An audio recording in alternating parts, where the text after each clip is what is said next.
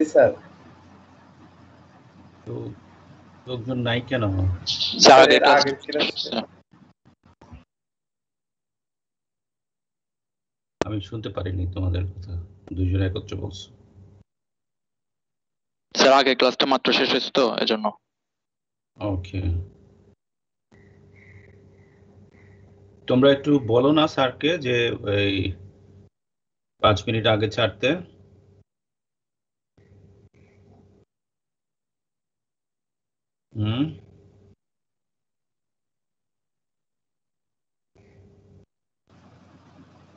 Sir বলতে পারি না স্যার।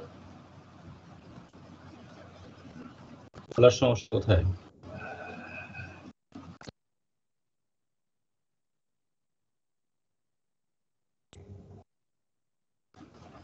স্যার একটা জিনিস পড়ানো শুরু করলে তো স্যার ওইটা স্যার শেষ করে তারপরে স্যার এত স্যার ওই মাঝখানে স্যার কথা বললে স্যার দেখা যায় স্যার আরো বুঝতে সমস্যা হয়ে যায়। ওইটাই তো পরিকল্পনা, ওইটাই তো প্ল্যান, এটা টিচার করবে, তাই না? ইট ক্যানট বি ওপেন এন্ডেড।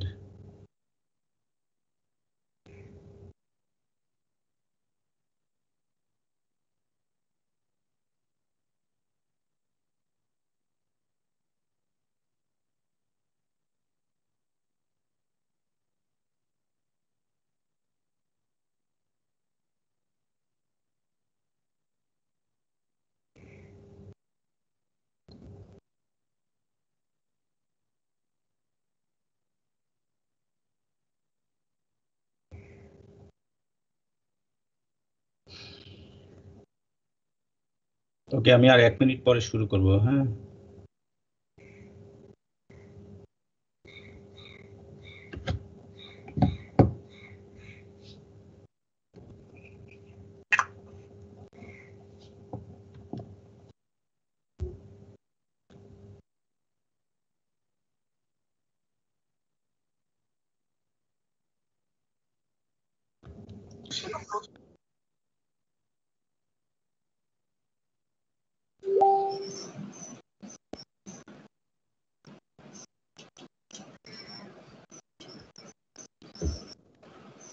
তোমরা কি আমার স্লাইডটা দেখতে পাচ্ছ? জি স্যার। জি স্যার। ওকে, তো যারা আছো আমরা তাদেরকে নিয়ে শুরু করি। আমরা বেসিক্যালি কনডেনসেশন পড়ছিলাম। কনডেনসেশনটা হচ্ছে তোমার, আমরা জানি যে কোনো সলিড সারফেসের টেম্পারেচারটা যদি আমরা কমিয়ে দিই এবং তার এক্সপোজারে যদি একটা ভেপার আসে তাহলে সেটা কনডেন্স হয়ে যায়। তো কনডেনসেশনের দুটো ডিফারেন্ট টাইপস অফ কনডেনসেশন আমরা শিখেছি। একটা হচ্ছে তোমার ফিল্ম কনডেনসেশন, আর একটা হচ্ছে তোমার ড্রপ কনডেনসেশন। তো ড্রপ কনডেনসেশনটা আমাদের জেনেছি যেটা খুব ডিজায়ারেবল, আমরা যদি এটা মেনটেন করতে পারি তাহলে হিট ট্রান্সফার কোএফিশিয়েন্ট অনেক বাড়ে।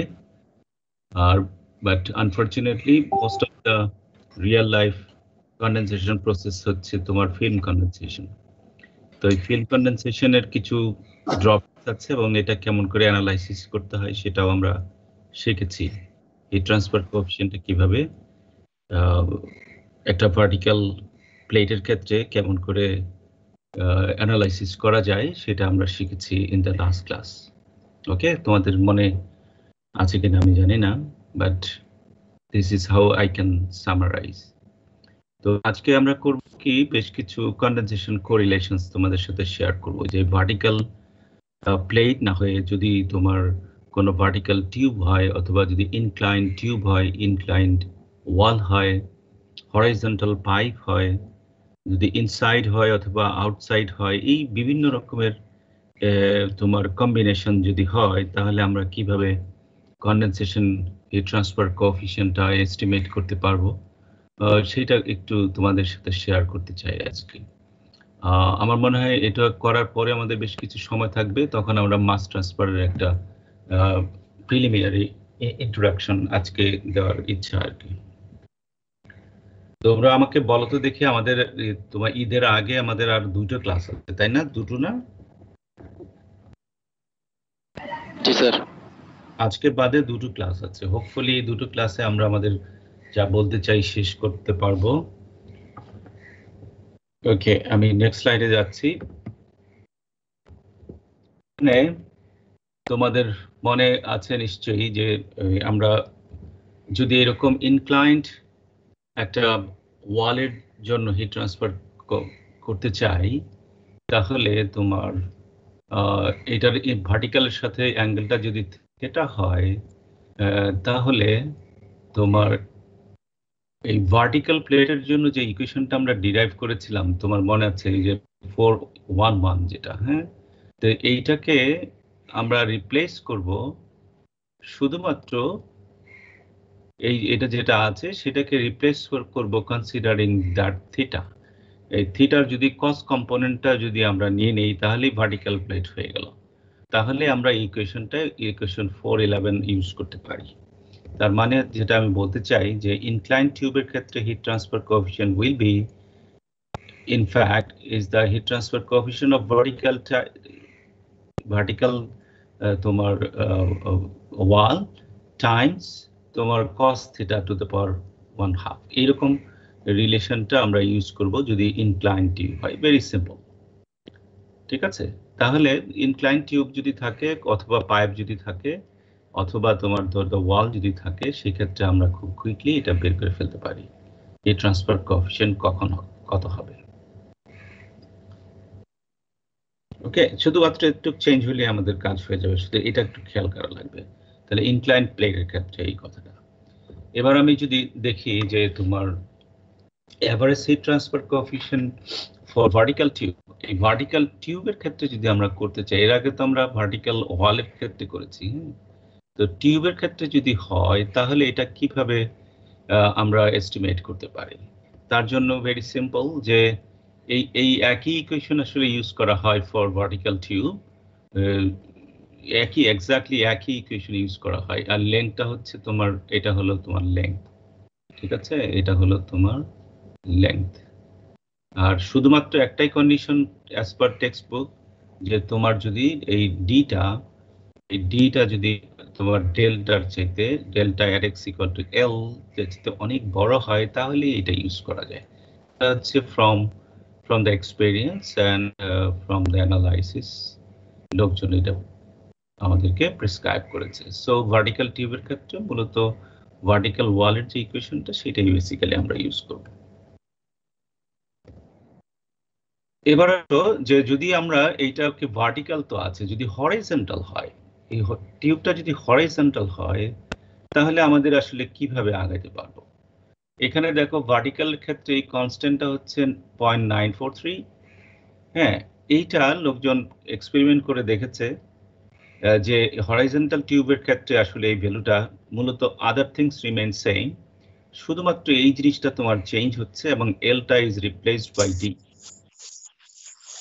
ঠিক আছে? আর অন্যান্য যা যা প্যারামিটার গুলো আছে সেগুলো সেম, শুধুমাত্র কনস্ট্যান্ট পার্টটা আর হচ্ছে ডিটা চেঞ্জ হচ্ছে। এই দুটো জিনিস নিয়ে মানুষ কাজ করেছে এবং তার প্রচুর ডেটা কালেক্ট করেছে এবং ডেটাগুলো ফিট করে তারপরে আমাদেরকে বলেছে যে okay, we can use this equation. So this is for average heat transfer coefficient for horizontal tube. তাহলে ভার্টিক্যাল টিউবের সলিউশনটা আমাদের হাতে আছে, হরাইজন্টাল টিউবটা আমাদের কাছে আছে, ইনক্লাইনটাও আছে। আমরা শুরু করেছিলাম তোমার ভার্টিক্যাল ফিল্ম বয়লিং এর ক্ষেত্রে। সো এই রিলেশনস গুলো এটা বেসড অন এক্সপেরিমেন্ট, লোকজন তোমার প্রপোজ করেছে এক্সপেরিমেন্ট করে। তারপরে তো এই জন্য এইগুলোকে কোরিলেশন বলা হয়, you have to keep in mind. আমি পরের স্লাইডে যাই। আচ্ছা, এটা যদি একটু রিলেশনটা একটু দেখিয়ে নিই, এই দুটোর মধ্যে খুব সুন্দর রিলেশন আছে তোমার 411 আর হচ্ছে 413। এই দুটোকে যদি কম্বাইন করো তাহলে তোমার এই যে ডি এবং এল এর সাথে একটা রিলেশন এখানে করা যায়। এনিবডি ক্যান ইউজ দ্যাট, অথবা এটা যদি না মনে থাকে ওই 411 413 এই দুটো তো গিভেন থাকবে, আমরা সেটা দিয়েও করতে পারি, এটা নতুন কিছু না। তো হোয়াইট আরেকটা এখন খুবই ইন্টারেস্টিং একটা জিনিস তোমাদেরকে শেয়ার করতে চাই। যদি হরাইজন্টাল টিউব ব্যাংকস হয়, এই টিউব ব্যাংকস বলতে আমরা কি বুঝি? মানে একটা সিঙ্গেল টিউব হবে না, ধরো অসংখ্য টিউব আছে horizontal, ঠিক আছে? যেমন ইন রিয়েল লাইফ তোমাদের কারো দেখার সুযোগ হয়েছে কিনা জানি না, তোমার পাওয়ার প্ল্যান্টের যে কন্ডেন্সার গুলো থাকে অথবা তোমার ওই কোল্ড স্টোরেজের যে কন্ডেন্সার গুলো থাকে, সেখানে তোমার ওই হরাইজন্টালি অনেকগুলো টিউব থাকে, একটা স্পেশাল ওরিয়েন্টেশনে থাকে। তো সেগুলোকে ডিল করতে গেলে আসলে আমরা কিভাবে করে থাকি সেটার একটা মানে ইনফরমেশন তোমাদের সাথে শেয়ার করি। এটার স্টার্টিং পয়েন্টটা হচ্ছে আমরা হরাইজন্টাল একটা সিঙ্গেল টিউব নিয়েই প্রথমে চিন্তা করি। তো এটার সলিউশন আমাদের কাছে আছে কিভাবে হিট ট্রান্সফার কোএফিসিয়েন্ট বের করতে হয়, ঠিক আছে? এখন এটার উপরে কিছু মডিফিকেশন করতে হয়, সেই মডিফিকেশনটা একটু আমি বলে দিই তোমাদেরকে। এই যে দেখো, এই যে হরিজন্টাল টিউব, এটা 2 ডাইমেনশনাল একটা সাইড ভিউ, আমি ফ্রন্ট ভিউ নিয়েছি। দেখো যে এই এটা হচ্ছে একটা আপার হরিজন্টাল টিউব, তারপরে স্লাইটলি লোয়ার মোস্ট, এরকম করে যদি তোমার হরিজন্টাল টিউবগুলো সাজানো থাকে এবং বাইরের সারফেসে তোমার কন্ডেনসেশন হবে, তাহলে কন্ডেনসেশনটা টপ যে টিউবে আছে সেখান থেকে আস্তে আস্তে গড়ায় ভার্টিক্যালি নিচের দিকে পড়বে বিকজ অফ গ্র্যাভিটি। তো এইটার কারণে তোমার এই যে এই ফিল্ম তৈরি হচ্ছে, এখানে এরকম ফিল্ম তৈরি হয়, আস্তে আস্তে নিচের দিকে চলে আসে। তো এই যে ভার্টিক্যাল একটা সিঙ্গেল অ্যারেঞ্জমেন্ট, এটাকে বলা হয় ভার্টিক্যাল টায়ার। তো এরকম তোমার টিউব ব্যাংকের মধ্যে তুমি ইচ্ছা করলে এরকম অসংখ্য ভার্টিক্যাল টায়ার তুমি পাশাপাশি রেখে তুমি তোমার কন্ডেন্সার ডিজাইন করতে পারো, ঠিক আছে? তো মূলত এইটা হচ্ছে ফ্লো সিচুয়েশন। আর যদি তোমার একটা টায়ারের একটা অসংখ্য টিউব থাকে, সেই টিউবটা কেমন করে কনসিডারেশনে নেওয়া হয় তোমার হিট ট্রান্সফার কোএফিসিয়েন্টের জন্য, সেটা আমি তোমাদেরকে দেখাচ্ছি এখন। এইটা বেসিক্যালি তোমার একটা সিঙ্গেল টায়ারের ক্ষেত্রে তুমি যেটা করবা, একটা হরিজন্টাল টিউব যদি হয় তাহলে ডি হয়, আর এখানে একটা টায়ারে যদি তোমার 4টা ইয়া থাকে, হরিজন্টাল টিউব থাকে, তাহলে 4D হবে। যদি 5টা থাকে তাহলে 5D হবে, যদি n সংখ্যক থাকে ND হবে।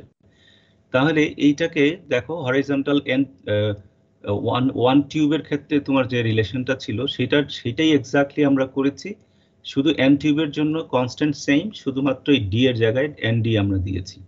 That is the only change লোকজন প্রপোজ করেছে, এবং এইরকম ভার্টিক্যাল টায়ারটা আমাদেরকে অবজার্ভ করতে হবে এবং n এর ভ্যালুটা অ্যাকর্ডিংলি বসাইতে হবে।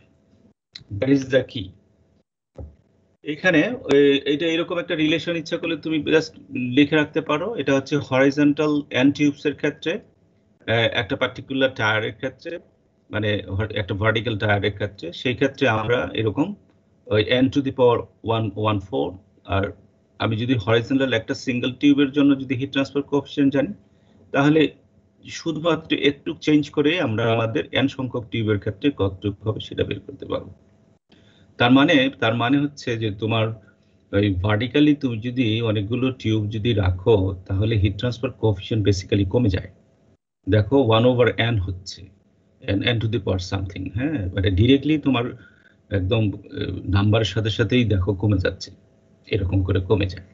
তো কমে যায় কারণটা হলো যে টপ সারফেসে টপ টিউবের ওইখানে যে ফিল্মটা ছিল, যে যখন পড়ছে সেটা তোমার সারাউন্ডিং ভেপারকে হিট ট্রান্সফার করতে বাধা দিচ্ছে, ওই যে ফিল্ম যেটা তৈরি হচ্ছে সেটার কারণে হিট ট্রান্সফার কোএফিসিয়েন্টটা খুব কম। তোমরা কি আমার কথা ফলো করতে পারছো? জি স্যার। গুড। তাহলে এটা মাল্টিপল ব্যাংকস যদি হয় তাহলে সেটা কেমন হবে, এটাকে ডেমনস্ট্রেট করে আমি একটা ছোট্ট অঙ্ক এখন করতে চাই। দেখো, এটা মানে ইন্টারেস্টিং এবং খুব রিয়েলিস্টিক। একটু কেয়ারফুলি তোমরা একটু অ্যাটেনশন দিবে, এবং মানে আজকেই ধরো এটা কমপ্লিট হয়ে যাবে, এবং আমার মনে হয় আর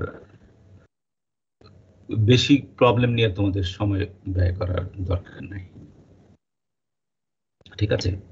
তো টেক্সট বইতে অসংখ্য প্রবলেম আছে, you can go through those problems if you have time, ঠিক আছে? তো বাট ক্লাসের প্রবলেমগুলো যদি তোমার কনসেপ্টটা ক্লিয়ার হয় তাহলে তুমি যে কোনো প্রবলেমই পারবে হোপফুলি।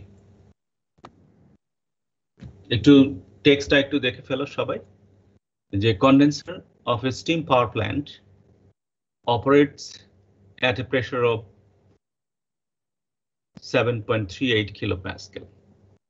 তোমাদের সবারই র্যাঙ্কিন সাইকেল কথা মনে আছে?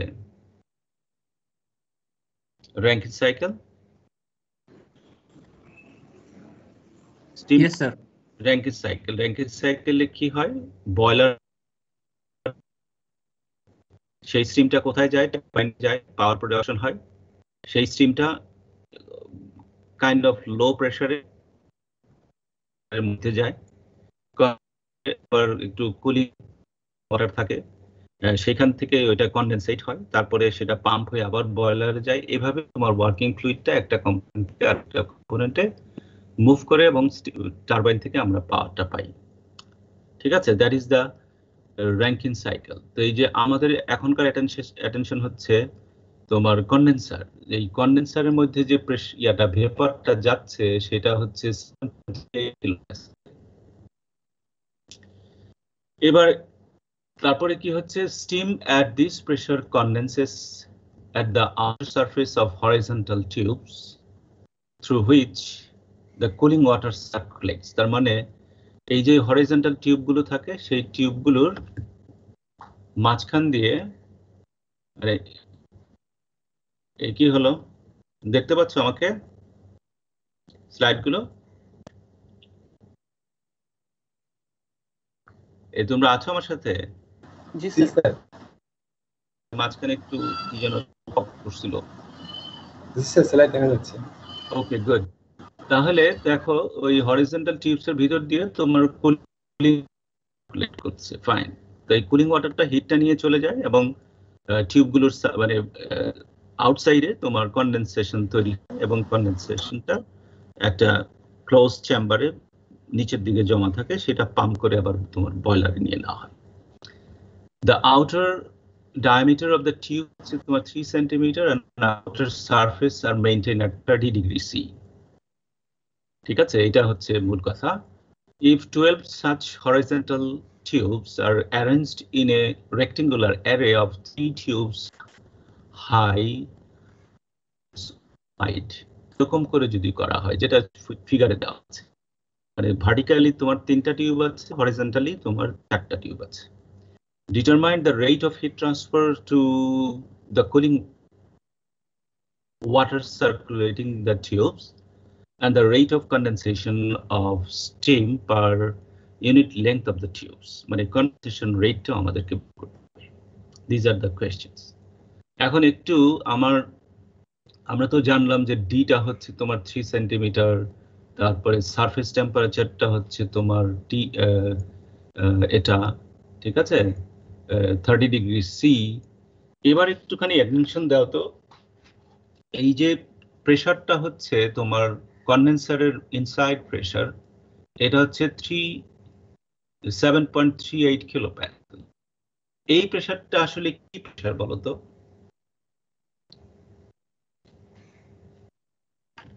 কি প্রেসার? এটা কি গ্যাস প্রেসার, নাকি এটা অ্যাবসলিউট প্রেসার, নাকি এটা vacuum pressure? Which one? Sir gas pressure.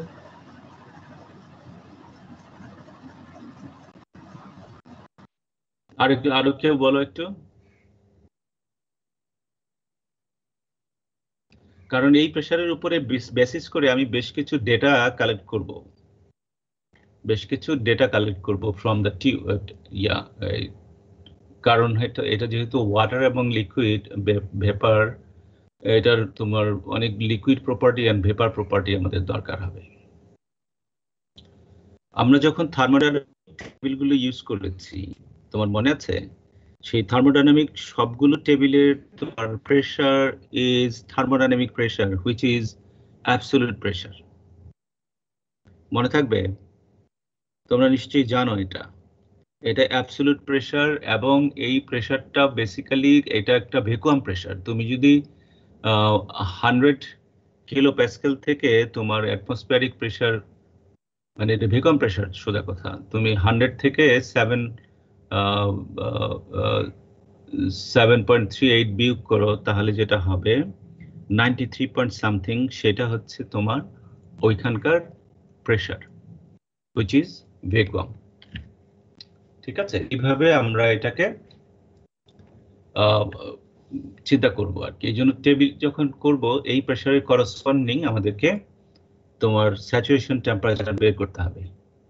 এই স্যাচুরেশন টেম্পারেচার আমি তোমাদের জন্য বের করে রেখেছি, এটা হলো 40 ডিগ্রি সি, আর এখানকার সারফেস টেম্পারেচার হচ্ছে 30 ডিগ্রি সি। এখানে তোমার ইএফও অনেক সময় ক্যালকুলেট করা লাগতে পারে, হুইচ ইজ 35 ডিগ্রি সি। এই তিনটা টেম্পারেচার কিন্তু আমাদের এখানে দরকার হবে। ডিটা হচ্ছে 0.03 মনে হয়, তাই না, মিটার। ঠিক আছে, এলটা আপাতত আমরা ধরো এটা 1 মিটারও ধরে নিই। তাহলে টোটাল সারফেস এরিয়া কি হবে বলো তো?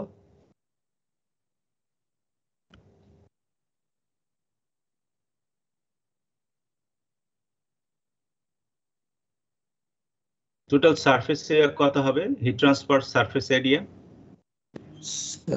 2 pi RS plus 2 into pi R square. হ্যাঁ, 2 পাই, এটা হচ্ছে পাই ডিএল। পাই ডিএল হচ্ছে সারফেস এরিয়া। এই যে তুমি দুইটার পাশের ক্রস সেকশনাল এরিয়া চিন্তা করছো না, এটা তো আর এরকম হিট ট্রান্সফারের জন্য ওপেন না, এটা হচ্ছে একটা কানেক্টেড, যেটার ভিতর দিয়ে তোমার কুলিং ওয়াটার সার্কুলেট করছে। That is not the heat transfer area. এটি হিট নাম্বার, প্রত্যেকটা টিউবের জন্য এরিয়াটা হচ্ছে এটা, 12 টিউব আছে, গুণ করলে যেটা হবে আর কি। ঠিক আছে, তো এই জিনিসটা তোমার মানে মাথার মধ্যে থাকতে হবে। তো এটা হচ্ছে জিওমেট্রি, এটা হলো surface area, these are the temperatures. তাহলে তোমাদেরকে বের করতে হবে, এতে হলো rate of heat transfer to the cooling water, and হচ্ছে তোমার mass flow rate of condensate. মানে এখানে যে তোমার এই কন্ডেনসেটের মাস রেট যেটা, সেটা হচ্ছে আমাদেরকে বের করতে হবে। আর এখান থেকে যে তোমার হিট ট্রান্সফার হচ্ছে কিউ, সেটা আমাদেরকে বের করতে হবে। সো এই দুটো প্রশ্ন। এখন আমরা আসি যে আমাদের আসলে হাতের মধ্যে মানে কি টুলস আছে। তো এইখানে এই টুলটা হচ্ছে যেটা, এটা যদি আমরা 1 নাম্বার ইকুয়েশন রাখি, এটা হলো 2 নাম্বার ইকুয়েশন যদি রাখি, তাহলে হরাইজন্টাল সিঙ্গেল টিউবের ক্ষেত্রে হিট ট্রান্সফার কোএফিসিয়েন্ট কত সেটা আমরা খুব বের করে ফেলতে পারি। তো কেন আমাদের হিট ট্রান্সফার কোএফিসিয়েন্ট দরকার হচ্ছে এই কারণে, যেহেতু আমাদের 1 নাম্বার কোয়েশ্চেন হলো হিট ট্রান্সফার বের করো, this is hit transfer coefficient Times the surface area, তারপরে কি হবে এই স্যাচুরেশন টেম্পারেচার মাইনাস টি স্যাট, টি সারফেস টেম্পারেচার। এই একটা ইকুয়েশন আমাদের এখানে আমাদের লাগবে। এটাকে 1 নাম্বার 2 নাম্বার বাদ দিয়ে আর কি, আমি এটাকে 1 নাম্বার দিয়ে নিই আগে। তারপরে বি হচ্ছে যেটা, সেই বিটা হচ্ছে তোমার এই যে মাস ফ্লো রেট অফ কন্ডেনসেট। এইটা আমরা কি করব, আমরা হিট ট্রান্সফার যখন বের করে ফেলেছি, এটাকে যদি আমি তোমার HFG দিয়ে যদি ভাগ করা হয়, তাহলে আমি কন্ডেনসেটের রেটটা পেয়ে যাব। ঠিক আছে, তো এই দুটো টুল আমাদের হাতে আছে। আর এটা স্টেডি অপারেটিং কন্ডিশন আমরা একটা অ্যাসাম্পশন করে নিলাম। আরেকটা অ্যাসাম্পশন আমরা করতে পারি এখানে, যে তোমার টিউবের সারফেস টেম্পারেচারটা হচ্ছে কনস্ট্যান্ট, মানে বাট এটা তুমি এটা ধরো, তাহলে এইখানে হিট ট্রান্সফার কোএফিসিয়েন্টটা হচ্ছে এই যে এইচটা হচ্ছে average heat transfer coefficient in a vertical tier. Vertical টায়ারে তোমার একটা পার্টি ভার্টিক্যাল হিট ট্রান্সফার কোএফিসিয়েন্ট ছিল, তাহলে এখানে pair of n horizontal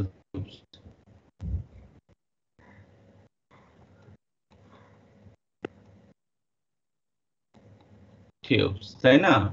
তাহলে এই যে তোমার ধরো এই যে 3 নাম্বার এবং 4 নাম্বার ইকুয়েশন থেকে তুমি একটা সিঙ্গেল টিউবের ক্ষেত্রে তুমি হিট ট্রান্সফার কোএফিসিয়েন্ট কত হয় সেটা পাবা। তাহলে এই যে ভার্টিক্যাল n টিউবের জন্য যেটা হবে, সেটা তোমাকে এইভাবে বের করে নিতে হবে। এটা হচ্ছে কি যেন ছিল, n to the power 1/4 8 horizontal single tube এই ভ্যালুটা যদি আমাদের ক্যালকুলেট করতে পারি তাহলে 5 নাম্বার ভ্যালুটা বের করে ফেলতে পারি। ঠিক আছে, তাহলে এইভাবে আমাদের এই কাজগুলো করতে হবে। তাহলে প্রথম হচ্ছে 3 নাম্বার ইকুয়েশন থেকে তুমি সিঙ্গেল টিউবের হিট ট্রান্সফার কোএফিশিয়েন্ট তুমি বের করে ফেলো। তো তার জন্য কি লাগবে? HFG স্টার লাগবে, তারপরে ধরো ওই যে আরো বেশ কিছু প্যারামিটারের কথা এখানে বলা আছে সেগুলো লাগবে। ঠিক আছে, তো এইগুলো যখন লাগবে তখন তুমি এগুলাকে তুমি এক্সপ্রেশন এখানে আগে দিয়েছিলাম, এইগুলোকে তুমি প্রপার্টি আকারে আলাদা করে লিখে রাখো। প্রপার্টি যেমন হচ্ছে প্রথম হচ্ছে লিকুইড প্রপার্টি অ্যাট TF এ আমরা করব, আর ভেপারের প্রপার্টি অ্যাট T সেটে আমরা সাধারণত করতে হয়। এটা হলো তুমি টেবিল থেকে রিড করে এখানে রেখে রাখবে। এটা মানে হচ্ছে তোমার 35 আর এটা হচ্ছে তোমার 40 ডিগ্রি সি, যেটা একটু আগে আমরা রিয়েলাইজ করেছি। এখানে HL এর ভ্যালু রো এল এর ভ্যালু তুমি রিড করবে। এখানে হচ্ছে মিউ এল CPL লাগবে, মিউ এল লাগবে, KL লাগবে, এই চারটা। এখানে রো ভি লাগবে, HFG লাগবে। এই ভ্যালুগুলো তুমি এখান থেকে রিড করবা। আমি এখানে দিয়ে দিলে সময় লাগে, বাট দিচ্ছি। ঠিক আছে, এটা হচ্ছে কেজি পার মিটার কিউব, আর এই ভ্যালুটা হচ্ছে তোমার 2407 তোমার কিলোজুল পার কেজি। এটা হচ্ছে 994 কেজি পার কিউব, আর সিপিএল হচ্ছে 4178 জুল পার কেজি কে। এটা হচ্ছে পয়েন্ট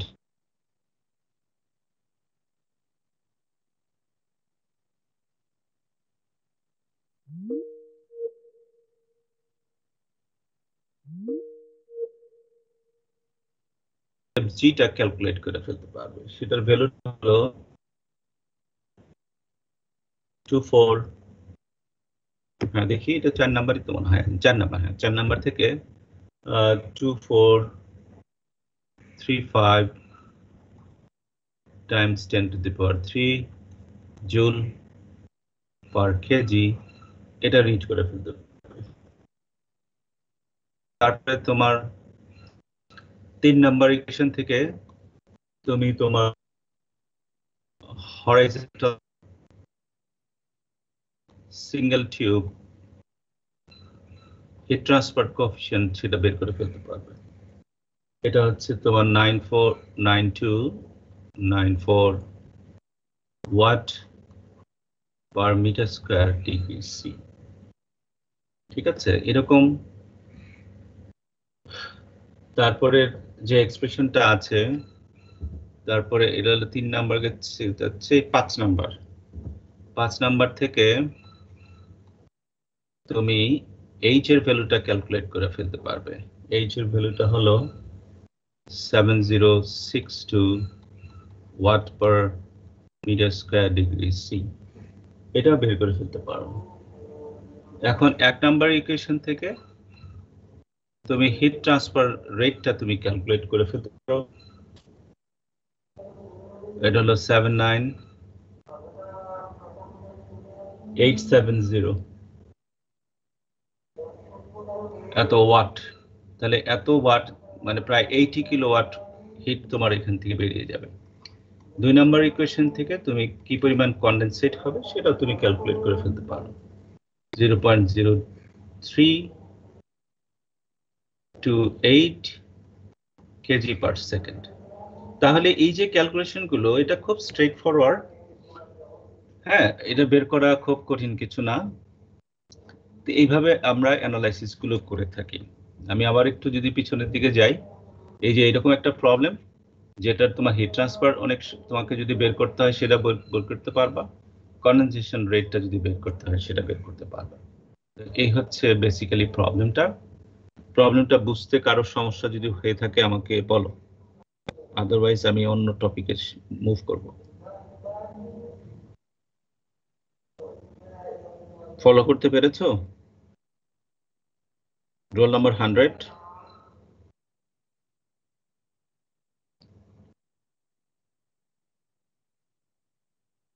$110,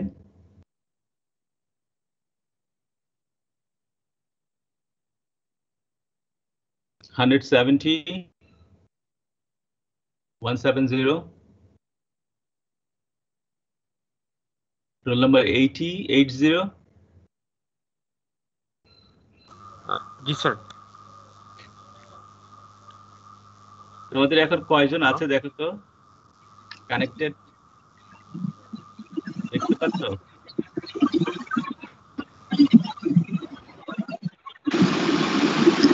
স্যার 170 আছে। 170 আছো? জি স্যার। তো শুনতে পাচ্ছিল না? স্যার শুনতে পাচ্ছিলাম স্যার। তো প্রবলেমটা কি বুঝেছো? জি স্যার। এখানে ক্যাপিটাল এনটা কি বলো তো?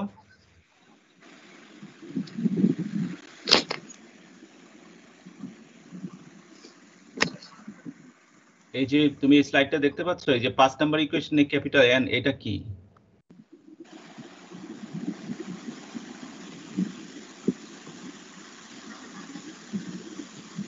Sir number of tubes. Number of tubes, number of tubes তো 12টা।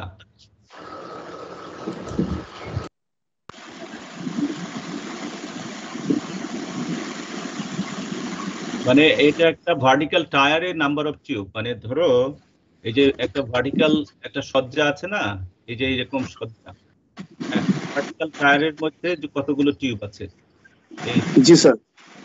এটা বিবেচনা নিতে হয়, এই জন্য তোমাকে কেয়ারফুল থাকতে হবে। এটা যদি আমরা সজ্জাটা উল্টা করে দেই তাহলে যেমন ধরো এখন হরিজন্টাল আমি 4টা, আমি যদি সাজাই এমন করে যে ভার্টিক্যালি 4টা আর হচ্ছে হরিজন্টালি 3টা। জি স্যার, উল্টাই দিলে স্যার উল্টাই চালাবো। তখন কিন্তু ডেটা তোমার চেঞ্জ হয়ে যাবে, ঠিক আছে? So you have to understand what it is there. জি স্যার। জি sir. So hopefully it is clear to all of you. আমি পরের স্লাইডে যাচ্ছি। এবার আসো যে অনেক ক্ষেত্রে আমাদেরকে হরিজন্টাল টিউবের ইনসাইড কনডেনসেশন নিয়ে কাজ করা লাগে, বিশেষ করে যেমন ধরো আমরা যখন ওই রিফ্রিজারেন্ট ভেপার কম্প্রেশন রিফ্রিজারেশন সিস্টেমের কথা যদি চিন্তা করো, সেইখানে তোমার ইভাপোরেটরের কন্ডেন্সারের, বিশেষ করে কন্ডেন্সারের কন্ডেনসেশনটা হয় কোথায়? ইনসাইড টিউবে না, টিউবের ইনসাইডে হয়, আউটসাইডে থেকে হিট বেরিয়ে যায়। তাহলে ইনসাইডে যখন হবে তখন এটা আরেকটা ফ্লো ডাইনামিক্সটা আরেকটু ক্রিটিক্যাল। হ্যাঁ, এটা নিয়ে মানুষ প্রচুর কাজ করেছে। তো আমরা আপাতত তোমাদেরকে একটুখানি স্বপ্ন দেখায় শেষ করব, কারণ ফ্লো এখানে ইন্টারনাল হরিজন্টাল ফ্লো যদি হয় না, বিভিন্ন ধরনের ফ্লো তৈরি হয়।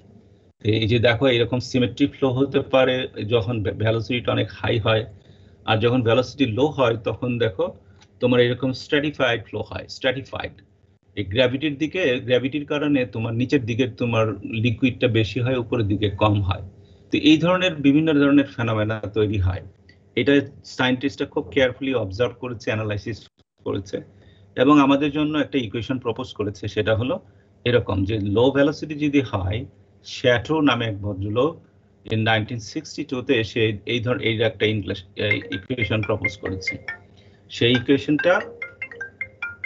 ইকুয়েশনটা হচ্ছে তোমার এটা 416। তো এখানে বেসিক্যালি দেখো লো ভেলোসিটি মানে লো ভেপার ভেলোসিটির মধ্যে যে উপরে লিকুইড ছিল ওটা কি ইয়ার জন্য মানে ভিসকোসিটির জন্য ওয়ালে লাগিয়েছে এরকম কিছু? হ্যাঁ, এই ক্যাপিলারি অ্যাকশনের কারণে, ঠিক আছে? মানে যে কোনো লিকুইড তো তোমার একদম একটা সারফেসের সাথে লেগে থাকে না, এটা সারফেস টেনশনের কারণে, এটা ক্যাপিলারি অ্যাকশন বলে। তো তো সেটার কারণে লেগে থাকে, আর বাকিটা হচ্ছে তোমার যে গ্র্যাভিটির কারণে নিচের দিকে চলে আসে। ওকে, এখানে ওনার বক্তব্য হচ্ছে যে এই যে এইরকম এই কনস্ট্যান্টটা শুধুমাত্র চেঞ্জ করে আমরা এটার কাছাকাছি একটা এস্টিমেশন পাই। তো এটা হরাইজন্টাল ইনসাইড যদি হয় তাহলে আদার থিংস রিমেইন সেম, দেখো মোরাললেস। হ্যাঁ, এখানে শুধু কনস্ট্যান্টটা চেঞ্জ আসছে। সো তোমরা কেয়ারফুলি যদি ইনসাইড টিপ হয় তাহলে তোমার এই কনস্ট্যান্টটা চেঞ্জ করে you have to work with. This is the only thing, simple thing at the moment তোমাদের জানতে হবে। আরো এটা নিয়ে প্রচুর মানুষ বিভিন্ন রকম অ্যাডভান্স রিসার্চ করছে, সেটাতে তোমরা হয়তো জয়েন করতে পারো ইন ফিউচার। ওকে, আমি পরের স্লাইডে যাই। হ্যাঁ, এখানেও এবার তোমার ডেফিনেশনটা আছে, HFG এর ডেফিনেশনটা একটুখানি চেঞ্জ করে স্লাইটলি, মানে বেসিক্যালি সেম। তারপরে ড্রপ ওয়াইজ কনডেনসেশনের ক্ষেত্রে যদি চিন্তা করো, এটা আমরা আগেই বলেছি যে এটা হিট ট্রান্সফার কোএফিশিয়েন্ট মানে 10-fold হায়ার দেন তোমার ফিল্ম কনডেনসেশন। হ্যাঁ, তো এটাও এস্টিমেট করার জন্য লোকজন বেশ কিছু ইকুয়েশন প্রপোজ করেছে। সেটা তোমার এরকম, এই যে দেখো টেম্পারেচারের রেঞ্জ বলা আছে। হ্যাঁ, তো এখানেও গ্রিফিথ নামে ভদ্রলোক 1983-তে এটা প্রপোজ করেছে। এখন পর্যন্ত লোকজন এই ধরনের সিম্পল সিচুয়েশনে এই ইকুয়েশনগুলো ইউজ করে, বিশেষ করে টি সেটটা যদি এরকম রেঞ্জে হয় তাহলে এটা, আর টি সেটটা যদি 100 চেয়ে বেশি হয় তাহলে এটা। তো এরকম ইকুয়েশন ইউজ করে তারপরে করা হয়, ঠিক আছে। আর এখানে তোমার ড্রপ কনডেনসেশনটা আসবে বেসিক্যালি তোমার watt per metre square C এই ইউনিটে আসবে। তো এগুলা সব ধরনের ফিজিক্যাল অ্যারেঞ্জমেন্টের জন্যই তোমার আসলে প্রেসক্রিপশন আছে, ইকুয়েশন আছে। এখন তোমার রিয়েল লাইফে কোনটা তুমি এনকাউন্টার করবা সেই অনুযায়ী ইকুয়েশনগুলো চুজ করে তোমাকে ডিজাইন করতে হবে। That is the thing. Okay, তো উইথ দিস আমি তোমার কনডেনসেশনটা শেষ করতে চাই। আমরা মোটামুটি একটা ধারণা দেওয়ার চেষ্টা করেছি তোমাদেরকে, condensation fundamentals, film boiling, film condensation analysis, তারপরে বিভিন্ন কোরিলেশন যেগুলো থাকে সেগুলো তোমাদের সাথে ইন্ট্রোডিউস করেছি। কেমন করে প্রবলেম সলভ করতে হয় সেটাও আমরা দেখেছি। ওকে, তো কারো কোনো প্রশ্ন আছে এ নিয়ে? কনডেনসেশনে কোনো এডিশনাল প্রশ্ন যদি না থাকে আমি একটু আর নেক্সট ধরো 15 মিনিটস আমি একটু তোমার মাস ট্রান্সফার নিয়ে কথা বলতে চাই। Do you agree? জি স্যার। ওকে, সো আমি মুভ করছি মাস ট্রান্সফারে, টোটালি ডিফারেন্ট একটা টপিক। আমাদের 2-3টা ক্লাস এখানে লাগবে, হোপফুলি নেক্সট 2 ক্লাসেস আমি শেষ করতে পারবো। বাট ইভেন আমি আগেই বলি যে তোমাদের আমরা আসলে এটা খুবই ইন্টারঅ্যাক্টিভ ল্যাব ইনফরমেশন গুলোই তোমাদের সাথে শেয়ার করতে পারি with some interesting example problem, যেটা তোমার হয়তো ইন্টারেস্ট গ্রো করবে। মানে এটুক স্টাডি ইজ নট all, মানে study rather it's a beginning of mass transfer. তো আমি শুরু করছি। তো মাস ট্রান্সফার এটা হচ্ছে আমাদের লাস্ট হচ্ছে টপিক ইন মডিউল সি। আমরা যে জিনিসগুলো পড়বো এখানে এটাও বেসিক্যালি তোমার স্যাঞ্জেলের বইয়ের তোমার chapter 14 you can look into. তো ওইখান থেকে মূলত ফান্ডামেন্টালসটা তোমাদের সাথে আমি শেয়ার করব। বেসিক্যালি ওই বইটাই আমি ফলো করছি, এবং মাস ডিফিউশনটা সম্বন্ধে আমাদের জানতে হবে। তারপরে খুবই দুটো প্র্যাকটিক্যাল টপিক এখানে আছে যেটা আসলে জানাটা খুব দরকার, যেমন water vapour migration in buildings. মানে বিল্ডিং যখন তৈরি হয় তখন আউটসাইড থেকে তোমার ওয়াটার ভ্যাপার মাইগ্রেট করে ভিতরের ওয়ালগুলো ড্যাম করে দেয়। সো এই জিনিসগুলো এস্টিমেট করার একটা টেকনিক এখানে আছে, সেগুলো আমরা একটুখানি শিখব, মানে ইনিশিয়াল লেভেলে আর কি।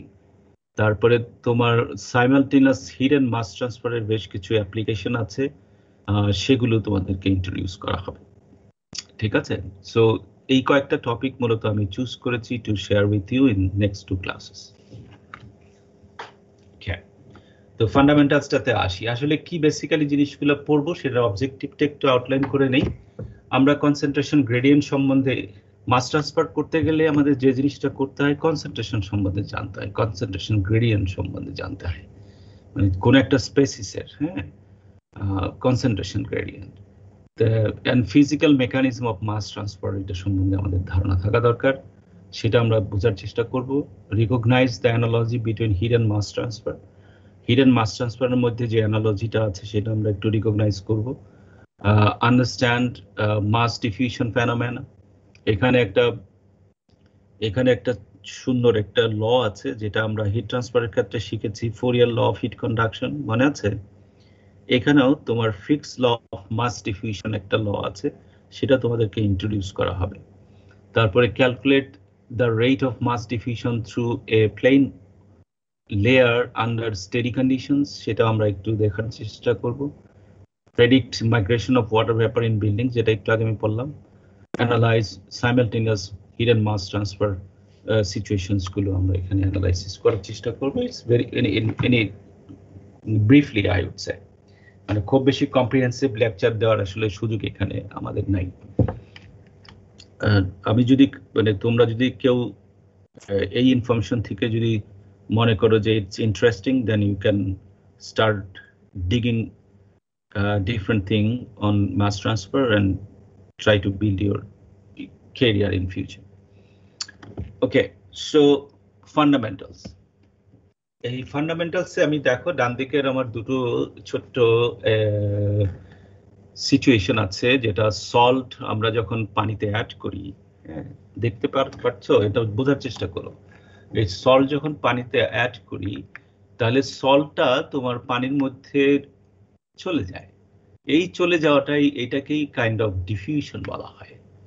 তো এটা একদম শুরুর দিকে ধরো এই সিচুয়েশন থাকে, আবার একটু পরে সল্টের পরিমাণ আস্তে আস্তে কমে গিয়ে সল্টটা থ্রু আউট দ্য ওয়াটার, এই সল্ট স্পেসিসটা ডিস্ট্রিবিউটেড হয়ে যায়। তাহলে এই যে সিচুয়েশনগুলো হরদম ঘটছে, এটা হলে ইন রিয়েল লাইফ। সল্টের জায়গায় তুমি যদি সুগার চিন্তা করো সেটাও তাই হয়, অথবা আরো অনেক ধরনের সলিউশন আমরা নিজেরা ডেইলি লাইফে অভ্যস্ত, সেগুলো নিয়ে আমরা চিন্তা করতে পারি। ঠিক আছে, তো এইরকম করে তোমার একটা স্পেসিস আরেকটা স্পেসিসের মধ্যে ঢুকে যায়। হ্যাঁ, এগুলোই হচ্ছে তোমার ডিফিউশন। তো এটা একটা ন্যাচারাল ফেনোমেনা, সেই কথাটা এখানে বলা আছে।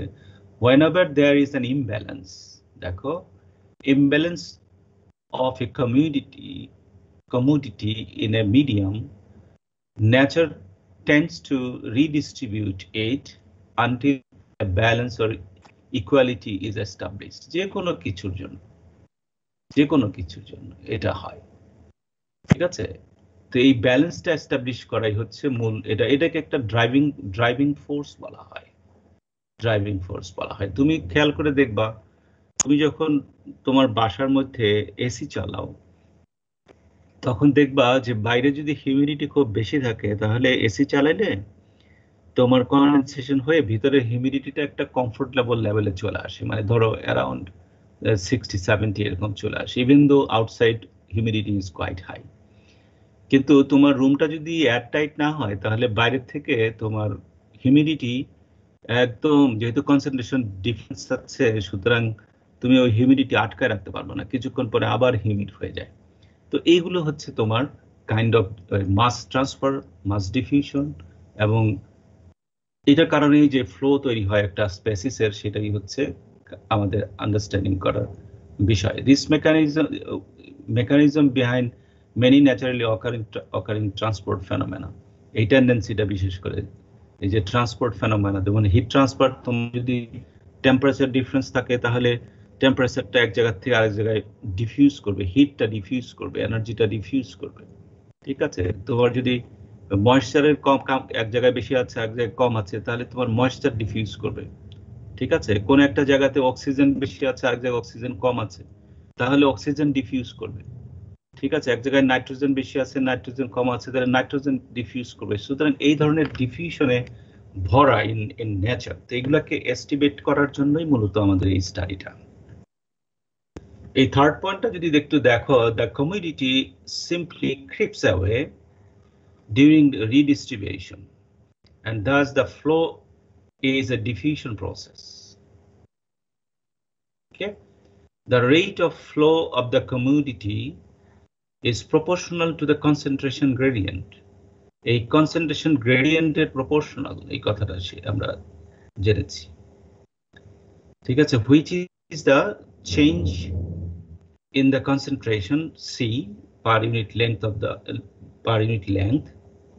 in the flow direction and area A normal to the flow direction. তো এইভাবে তোমার যে কোনো ডিফিউশন রেট অফ ডিফিউশনকে তুমি এস্টিমেট করতে পারো। তুমি কোনো স্পেসিসের যদি কি পরিমাণ ফ্লো হচ্ছে, ডিফিউশন হচ্ছে, সেটা বের করতে চাও তাহলে কনসেন্ট্রেশন গ্রেডিয়েন্ট নিয়ে কাজ করতে হবে। তুমি যদি হিট ট্রান্সফার করতে চাও তাহলে তো টেম্পারেচার গ্রেডিয়েন্ট নিয়ে কাজ করতে হবে, এটা কন্ডাক্টিভিটি নিয়ে কাজ করতে হবে। তো এই ধরনের মানে similar kind of equations R available, সেগুলো আমরা আস্তে আস্তে তোমাদের কাছে ইন্ট্রোডিউস করব। এখানে কে তোমার ডিফিউশন কোএফিশিয়েন্ট যেটা, সেটা সম্বন্ধে একটুখানি বলা হয়েছে। ইউ ক্যান জাস্ট মানে গো থ্রু, এটা এত জরুরি না, আমরা এর পরবর্তী সময় আবার আসবো যখন, এটা জাস্ট কাইন্ড অফ স্টার্টার আর কি। হ্যাঁ, তাহলে বেসিক্যালি আমাদেরকে মানে কোন স্পেসিসের ইমব্যালেন্সটা লুক ইনটু করতে হবে, এবং যখন ইমব্যালেন্স থাকবে তখন তোমার স্পেসিসের তোমার ট্রান্সফার হবে from one place to another, এবং সেখানে ডিফিউশন অফ দ্যাট কমিউনিটি সেটা সেখানে হবে। এটা হচ্ছে তোমার মাস ট্রান্সফার। কিছু এক্সাম্পল আমি এখানে দিয়েছি, যেটা ধরো ওই যে তোমার ফর এক্সাম্পল যে একটা অ্যাটমসফিয়ারে এয়ার আছে, তুমি তোমার একটা লেকের কথা যদি চিন্তা করো অথবা পুল অফ ওয়াটারের কথা চিন্তা করো, তুমি সারফেস থেকে দেখবা যে ওয়াটার উড়ে চলে যাবে, ইভাপোরেট করবে। তো এই ইভাপোরেট করতেছে কেন?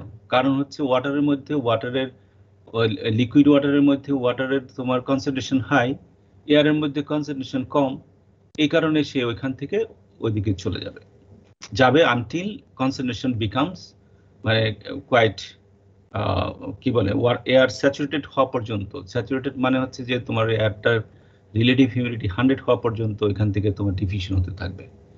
সিমিলারলি তুমি যদি ড্রাই আইস নিয়ে কাজ করো, ড্রাই আইস তো তুমি জানো it's all about carbon dioxide. সেটা যদি এয়ারের এক্সপোজারে তুমি যদি রাখো তাহলে ড্রাই আইস থেকে কন্টিনিউয়াসলি কার্বন ডাইঅক্সাইড এয়ারের মধ্যে চলে যাবে। ঠিক আছে, সুগার এন্ড কফি, তারপরে কার্বন এন্ড আয়রন। আমরা অনেক ক্ষেত্রেই দেখবা যে আয়রনের মধ্যে কার্বন অ্যাড করা হয়।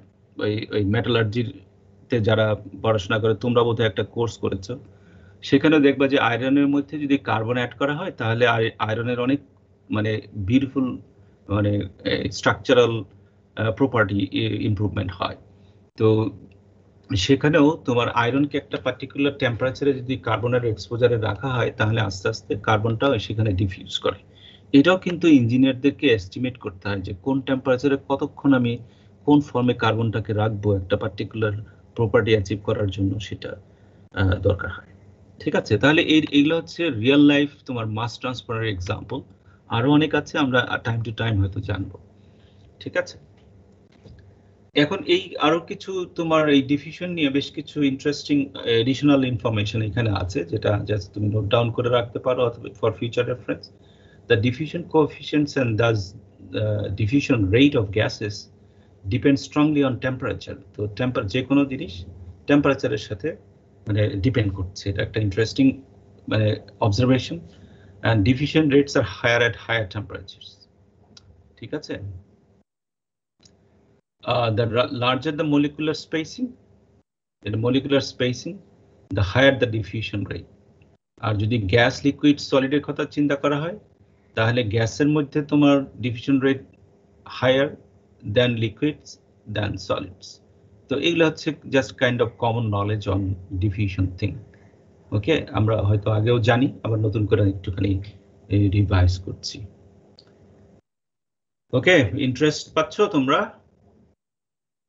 Two many information. একটা কোশ্চেন ছিল স্যার, তাহলে কি মানে মাস ট্রান্সফার কি ফোর্সড বা স্পন্টেনিয়াস এর উপর কোনো নির্ভরশীল?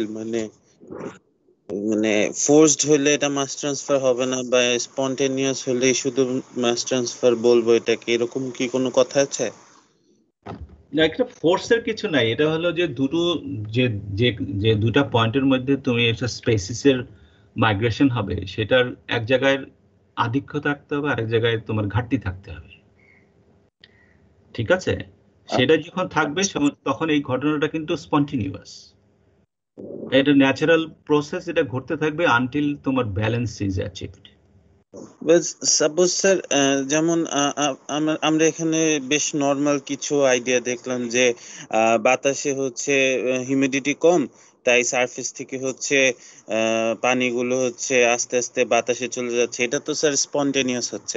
কিন্তু সাপোজ আমি যদি একটা বডি স্প্রের বোতলে হচ্ছে চাপ দিলে তো কিছু বডি বের হয়ে আসলে, এটা তো ফোর্সড ছিল, হয়তোবা ওই পরিবেশে বডি স্প্রে মানে ওই যে মলিকুল গুলো ওগুলার অত ইয়ে ছিল না, মানে অনাধিক্য ছিল না, তো এই ক্ষেত্রেও তো মাস ট্রান্সফার হচ্ছে না? না, তা তো হচ্ছেই, তা তো হচ্ছে। এখন তুমি তো এটা প্রেশারাইজ করা আছে বলে তুমি ফোর্স বলছো, তাই না? কিন্তু জি, জি। ওইটাও একটা ন্যাচারাল সিচুয়েশন তুমি রাখো না। তুমি তো আসলে তুমি তো জাস্ট ওপেনিং দিচ্ছ দেখে সে স্পন্টিনিউয়াসলি বেরিয়ে আসতেছে, আচ্ছা আচ্ছা তাই না? আচ্ছা। তো যেহেতু হাই প্রেসারে, ঠিক আছে, তো এগুলো তুমি চিন্তা করতে থাকো, আচ্ছা, তোমার অ্যান্সার হয়তো আরেকটু ক্লিয়ার হবে। মোরাললেস তুমি ফোর্স বলো ন্যাচারাল বলো, এর দুটোর কারণই হলো যে একটা স্পেসিসের তোমার এক জায়গায় একটু বেশি আছে আর একটা কম আছে, এই কারণে সে এক জায়গা থেকে আরেক জায়গায় যাবে, তাই না? যেমন ধরো দুর্গন্ধ, রাস্তা দিয়ে যখন আমরা যাই, হ্যাঁ, আমাদের অনেক আনএক্সপেক্টেড অনেক জায়গা আছে না যেখানে দুর্গন্ধ থাকে, তো সেখান থেকে জি তোমার স্যার। ওই যে গন্ধের জন্য রেসপন্সিবল স্পেসিস গুলো এখানে জেনারেট করছে, হ্যাঁ, তারপরে আস্তে আস্তে আস্তে আস্তে সরাই ফেলছে। তুমি যদি কাছে যাও গন্ধ বেশি, আর একটু দূরে যদি চলে যাও তাহলে গন্ধটা তুমি ঠিক পাচ্ছ না, তাই না? তো এই যে এগুলো কিন্তু কনসেন্ট্রেশন গ্রেডিয়েন্টের ব্যাপার আর কি। তো এগুলো আস্তে আস্তে তুমি বুঝতে পারবে, ডেফিনেটলি মাস ট্রান্সফার সেখানে আছে, পার্টিকেল ট্রান্সফার আছে, সেগুলো লোকজন নিয়ে প্রচুর কাজ করছে। আমরা কনসেন্ট্রেট করব যে হিট অ্যান্ড মাস ট্রান্সফারের সাথে রিলেটেড যে জিনিসগুলো আর কি। হ্যাঁ, তো আমি সামনের দিকে যাই। জি স্যার, অবশ্যই। জি স্যার। হ্যাঁ, তুমি, আমার মনে হয় তোমার আরো অবজারভেশন থাকবে সেখানে, আর একটু নিজেও রিয়েলাইজ করলেই তুমি বুঝতে পারবে যে হোয়াট ইজ গোয়িং অন। ওকে, এবার আসো ওই যে মাস ট্রান্সফার এন্ড হিট ট্রান্সফারের মধ্যে আমি অ্যানালজিটা একটু দেখতে চাই। হ্যাঁ, যে দুটোর আসলে কি পার্থক্য। আমরা যদি তোমার তোমার ড্রাইভিং ফোর্সের কথা আমরা চিন্তা করি, ড্রাইভিং ফোর্স, সেই ক্ষেত্রে তুমি দেখো যে যদি টেম্পারেচার ডিফারেন্স থাকে তাহলে হিট ফ্লো হয়, খেয়াল করো। আর যদি কনসেন্ট্রেশন গ্রেডিয়েন্ট থাকে তাহলে তোমার মাস ফ্লো হয়, মাস ফ্লো হয়। তো এই দুটো জিনিস কিন্তু আমাদের মানে মাথায় রাখতে হবে, এবং এটা হচ্ছে পার্থক্য, মানে analogy between heat and mass transfer. মানে হিট যখন আমরা চিন্তা করব তখন টেম্পারেচার ডিফারেন্স থাকা লাগবে, আর যখন আমরা মাস ট্রান্সফার চিন্তা করব তখন তোমার কনসেন্ট্রেশন ডিফারেন্স থাকা লাগবে, ঠিক আছে? আবার ধরো ওই অন্য একটা এক্সাম্পল যদি দেই, যেমন ধরো তুমি যদি ডিফিউশনের কথা চিন্তা করো, বিশেষ করে হিট কন্ডাকশন। হিট কন্ডাকশন যদি হয়, তোমার টেম্পারেচার গ্রেডিয়েন্ট থাকলো, হিট কন্ডাকশনটা টেম্পারেচার গ্রেডিয়েন্টের প্রপোর্শনাল।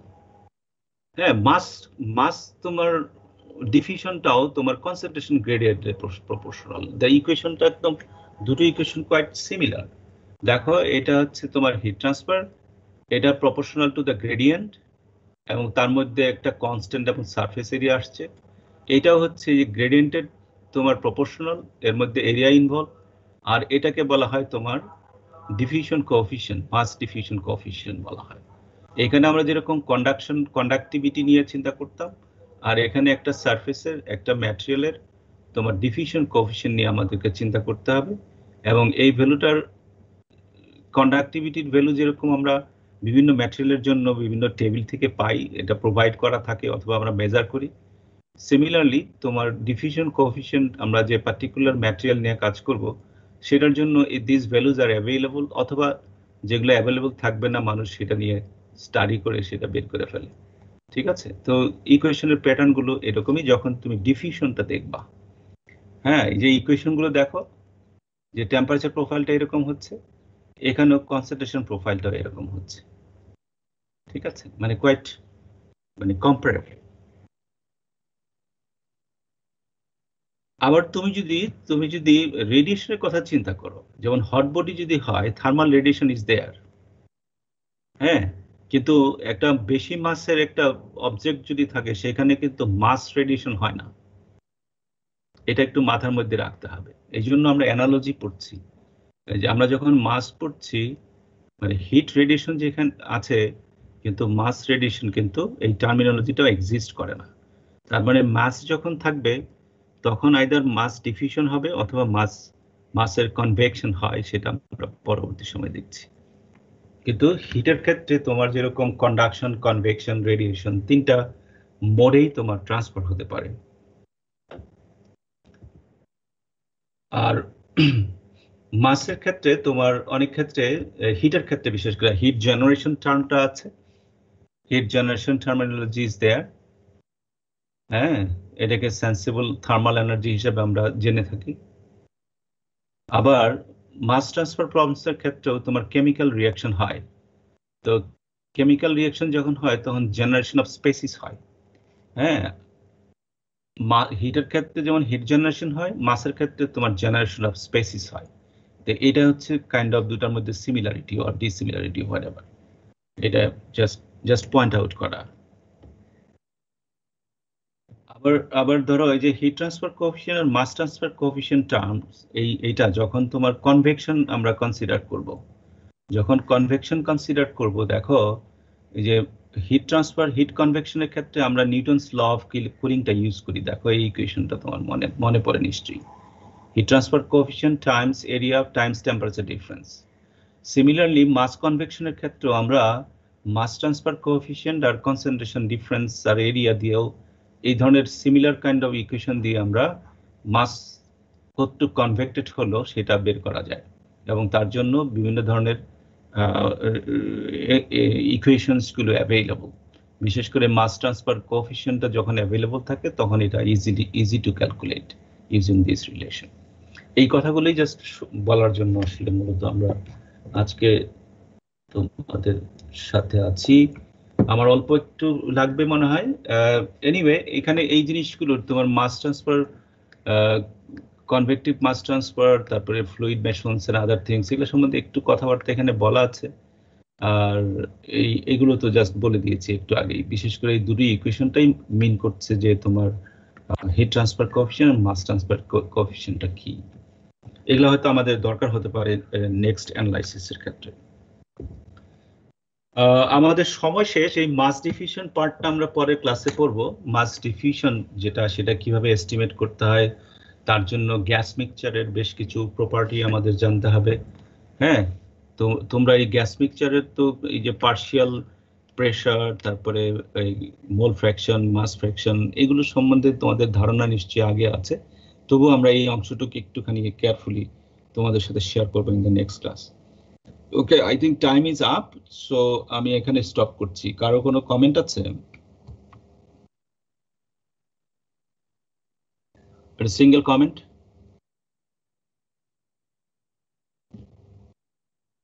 না থাকলে নাই, তো তোমরা ভালো থেকো। আর আমার মনে হয় আমরা এখন লকডাউনে পড়ে যাচ্ছি না সবাই।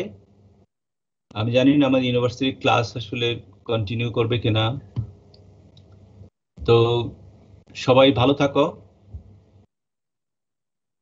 স্যার আপনিও ভালো থাকেন স্যার। হ্যাঁ, সবাই মিলে আমরা ভালো থাকি। হ্যাঁ, তো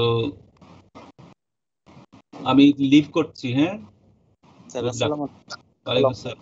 আসসালামু আলাইকুম। ওয়ালাইকুম আসসালাম।